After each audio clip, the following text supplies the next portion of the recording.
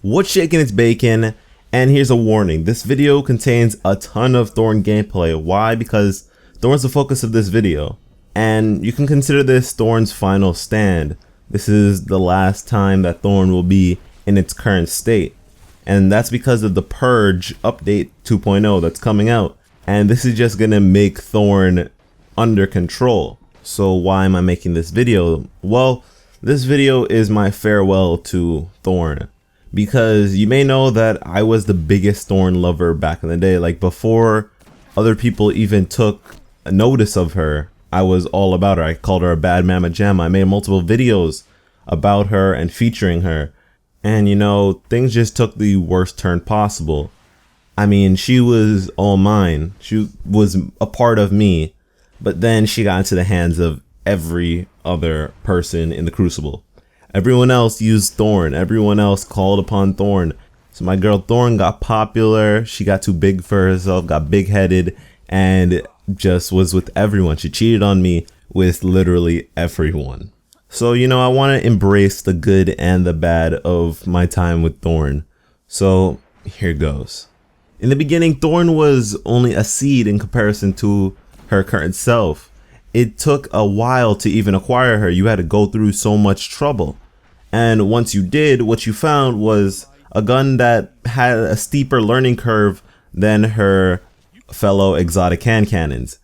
Thorn was clunky. Thorn was slow and wasn't really ready for the next fight each and every time. When going on missions issued by the Vanguard, she didn't play well with others. And when in combat situations, she would often only be praised for assisting.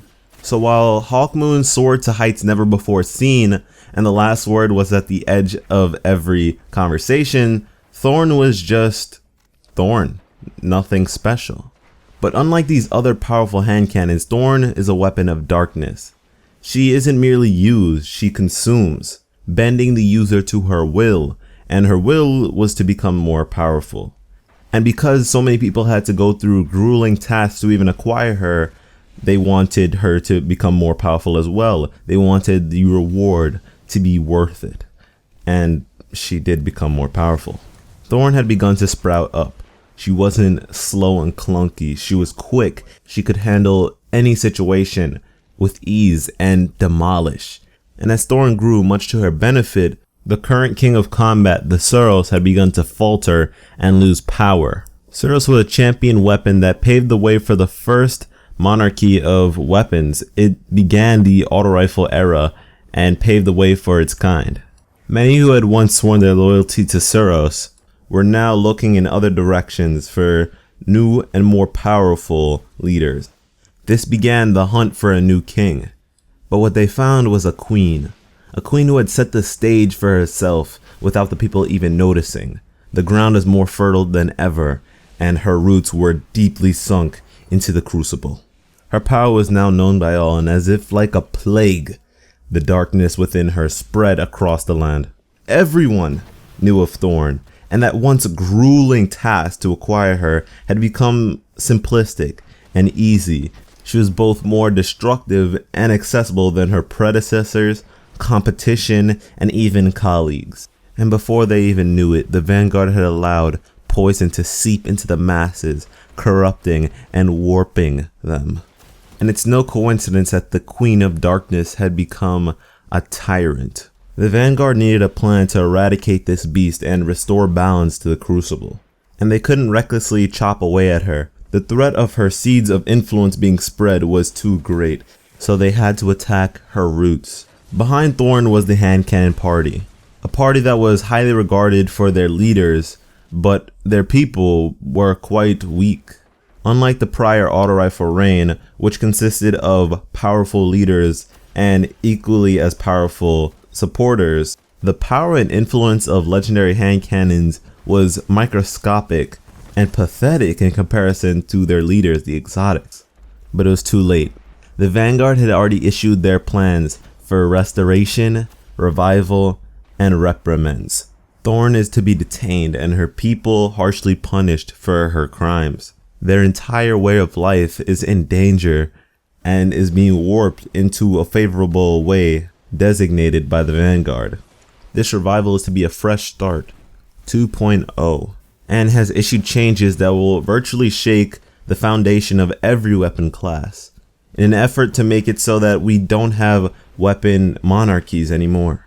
A state of neutrality is to be found with these weapons. This may be a Vanguard decision, but it's not guaranteed success. The people are easily manipulated by superb power. This is not only evident in Thorn's case, but many others. All the Vanguard has to do is monitor these weapons and make sure that they don't get out of hand and step out of their bounds. To prevent such a catastrophe from occurring again, we need variety. We need people who are interested in not only aligning themselves with one gun, but wanting to try other things and experiment. After being manipulated by Thorn myself, this is a pledge that I solemnly take, and I urge you all to take it with me. Because as you can see, Thorn didn't necessarily begin her journey as a villain despite being a weapon of darkness. The real question is, were we changed or did we change her? After all, the skilled will always be in minority. So those who are weak didn't make a conscious effort to become more powerful, they clung to her power. So when even skilled combatants gripped her, they became creatures of the night, resembling Dredgen Yor, her original user. But fortunately enough for us, this seems to be the end of Thorn's era and her story.